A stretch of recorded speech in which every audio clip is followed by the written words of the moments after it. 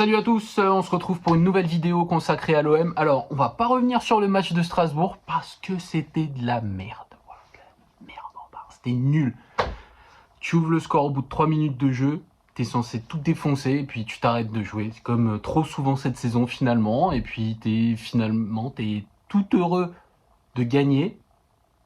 Et puis non, parce qu'il y a l'égalisation à la dernière minute, tu es dégoûté. Voilà. Moi, dès vendredi soir, ils m'ont ruiné mon week-end. Donc bon, on évacue le sujet, on n'en veut pas en parler, tout ça, on s'en fout. Moi, ce dont je voudrais parler cette semaine, c'est la prolongation de Pape Gueye. La question de la semaine, c'est faut-il le prolonger ou pas? Faut-il accéder à ses demandes? Donc, pour rappel, il est arrivé du Havre en 2020. Gros problème, il aurait dû signer à Watford, tout ça. Bon, bref, on s'en fout. Ce qui est sûr, c'est qu'il avait un petit salaire à l'époque et qu'aujourd'hui, il réclame beaucoup plus.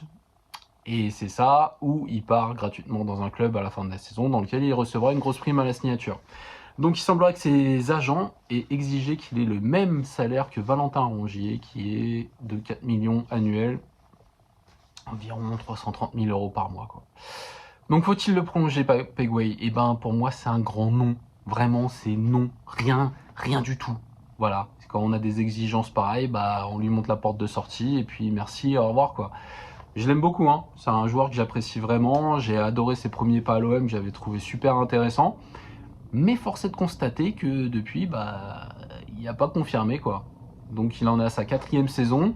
Il a été prêté pendant 6 mois à Séville. Donc Séville, gros découvreur de talent. J'imagine que si vraiment ils avaient flashé sur lui parce qu'il a un potentiel de folie, ils auraient fait en sorte de le recruter. C'est pas arrivé, on se demande pourquoi. Depuis 4 ans qu'il est à l'OM, il a connu autant d'entraîneurs, il s'est jamais imposé. Donc voilà, encore une fois, je l'aime beaucoup. Je pense qu'il a beaucoup de potentiel, mais visiblement, il a du mal à être régulier, il a du mal à convaincre ses entraîneurs. Donc, est-ce que ça mérite un salaire à la Rongier? Je pense pas. Surtout que ce que je vois, c'est que comme tous les clubs français, l'OM a un déficit structurel. Ça veut dire qu'on paye beaucoup trop en salaire les joueurs, et à chaque fin de saison, on est en déficit. C'est tout le temps comme ça. Et pourquoi? Parce qu'en France, on n'accepte pas le fait qu'on ait un championnat de seconde zone. Donc quand on veut un joueur, on se dit tiens, on va s'aligner sur ce qu'il pouvait toucher dans les grands clubs, comme avec Aubameyang, comme avec Alexis Sanchez la saison dernière. C'est pas possible. Les mecs, s'ils viennent chez nous, même si on est le plus grand club français, on est le plus grand club d'un championnat de seconde zone. Donc on peut pas leur donner autant que ce qui touche à Chelsea, à Barcelone, à Milan, à l'Inter, je sais pas où. Ça, c'est pas possible. Notre niveau, en gros, c'est l'Écosse, le Portugal, c'est les Pays-Bas. Vous pensez vraiment que le Benfica, l'Ajax, le Celtic, ils filent des 600 000 euros à des joueurs? Non, non, c'est pas possible. Parce que justement, eux, ils ont une vraie rigueur budgétaire qui fait que les salaires sont bloqués à un certain niveau. Ils n'essayent pas de s'aligner. Et c'est ce qu'on devrait faire, nous. Donc un Pape Gueye qui veut 300 000 euros, c'est niet. Il devrait y avoir une grille salariale où, je sais pas, les remplaçants touchent 100, 150 000 euros, les titulaires 300 000, et 2 joueurs, à la limite, peuvent aller à 400, 500 000, le capitaine et la star de l'équipe. Et après, il y a des primes d'objectifs, mais surtout pas des primes de victoire, s'il vous plaît, parce que vraiment, c'est pas possible, c'est leur métier de gagner. On ne peut pas les surpayer parce qu'ils ont fait leur métier. Et ils ont juste une paye pour ça, déjà. Donc voilà, plus de primes, des primes d'objectifs, plus de primes de victoire, pardon, des primes d'objectifs à la fin de la saison, à la limite des primes de stabilité. Par exemple, le mec qui enchaîne une saison, il prend 50 000 en plus, je sais pas, ça le fait monter dans la hiérarchie. Voilà, aux dirigeants de voir, mais il faut qu'on arrête de surpayer des joueurs. Pape Gueye, c'est cool, il brille à la canne, c'est génial, je sais même plus contre qui il a joué hier, on s'en fout en fait.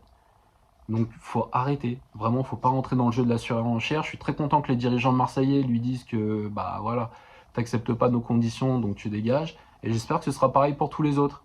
Après ça n'empêche pas que parfois on fait des erreurs. Boubacar Kamara, c'était un futur grand, pour lui il fallait faire des efforts. Pour un Pape Gueye, non, si tu commences à lui filer 300 000, Kondogbia, Vertou et Rongier qui sont devant lui dans la hiérarchie, ils vont demander combien après. Et quand t'es parti là-dessus, c'est fini, hein. Tu finis dans le rouge vif. Et c'est un peu notre cas en ce moment. Donc, Pape Gueye, au revoir, à bientôt. Par contre, j'espère revoir la victoire très prochainement. Par exemple, dimanche soir à Rennes en Coupe de France, ça ferait plaisir, hein, parce qu'après la purge contre Strasbourg, ils nous doivent une revanche, là, nos amis. Mais bon, j'espère que ce soit très très limité dans les semaines à venir, là, à cause de la CAN, justement, des blessures et tout. Va falloir serrer les fesses. Donc bon, on va croiser les doigts pour Rennes, mais je suis assez pessimiste hein, vu ce qu'on a vu là. C'était horrible. Bonne semaine à tous quand même. On espère une victoire au Roazhon, une qualification. Et puis, allez l'OM.